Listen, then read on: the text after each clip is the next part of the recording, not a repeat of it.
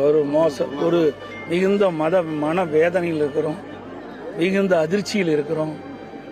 இன்றைக்கு அந்த குடும்பமெல்லாம் எப்படி கதறி அழுகின்றது என்பதை ஒவ்வொரு தொண்டனும் உணர்கின்றார், ஒரு நிர்வாகியும் உணர்கின்றார். இந்த சூழ்நிலையில் வேறு கருத்து என்னால் தற்போது சொல்ல இயலாது என்பதை இந்த நேரத்தில் தெரிவித்து மனவேதனையோடு கடுமையான காயத்தோடு தான் ஓட்டிக்கிட்டு என்பதை தெரிவித்துக் கொண்டிருக்கிறேன். ஒவ்வொரு குடும்பத்திற்கும் அவருடைய மகன் தான் செல்வமாக இருந்து கொண்டிருக்கின்றார். அப்படி இருக்கின்ற விசுவாசமிக்க தொண்டன், என்னையே இந்த இயக்கத்துக்கு அர்ப்பணித்துக் கொண்ட தொண்டனை இழந்து இருக்கின்றோம்.